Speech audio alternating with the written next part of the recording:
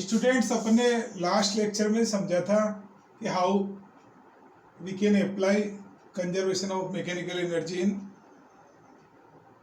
Pure rolling. Now we took another example to apply the concept of work energy theorem in rolling motion. यहाँ अपन ने एक example लिया है. ये एक ब्लॉक है, वो फ्रिक्शनलेस सरफेस पर राइट साइड में मूव कर रहा है. हियर भी सपोज स्प्रिंग, ये मासलेस एक प्लेट लगी हुई है और इसका सरफेस भी क्या है, स्मूथ है, फ्रिक्शनलेस सरफेस है. क्लियर है इतना? स्प्रिंग अपनी नेचुरल लेंथ पर है. जब ये ब्लॉक मूव करता हुआ इसको कंप्रेस करना स्टार्ट करेगा तो जो स्प्रिंग के फोर्सेस एक्ट करेंगे इस पे. क्लियर है इतनी बात? और स्प्रिंग में क्या होगा, कंप्रेशन होगा, मींस पोटेंशियल एनर्जी क्या होगी, स्टोर होगी. और वो कहाँ से आ रही है, इसकी लॉस ऑफ काइनेटिक एनर्जी से. तो to apply the concept of work energy theorem, first we have to suppose a system. यहाँ अपन ने एक सिस्टम ले रखा है. उस सिस्टम में क्या क्या ले रखा है अपन ने, मूविंग ब्लॉक और स्प्रिंग को एक सिस्टम ले रखा है.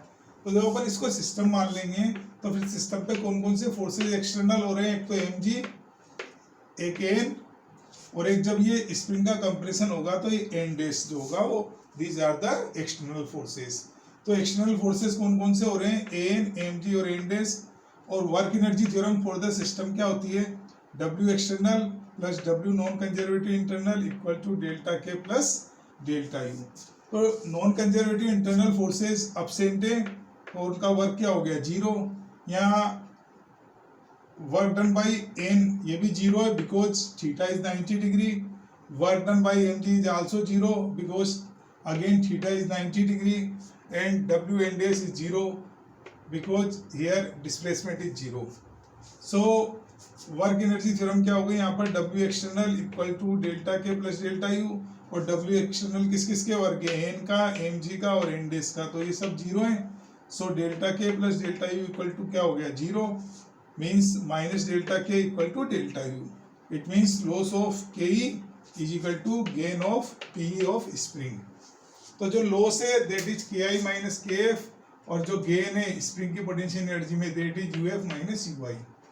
तो मैक्सिमम कंप्रेशन पे फाइनल काइनेटिक एनर्जी जीरो हो जाएगी क्योंकि ब्लॉक इंस्टेंटेनियस रेस्ट पर होगा. इनिशियली जो स्प्रिंग है वो अपनी नेचुरल लेंथ पर है तो उसमें इनिशियल पोटेंशियल एनर्जी कितना है, zero. So initial kinetic energy is half mv square and potential energy final in spring is half k x max square. और जब अपन हाफ से हाफ कैंसिल हो गया so x max equal to root m upon k into v. Now we took another example. Here we took a rolling body. It may be a disc or it may be a sphere or it may be a cylinder. So it is moving towards the right and it will compress the spring. Again it is massless and frictionless. यहाँ sufficient friction assume किया अपन ने. So pure rolling क्या कर रही है, exist कर रही है. तो again वही सिस्टम लिया अपन ने जो यहाँ पे लिया था,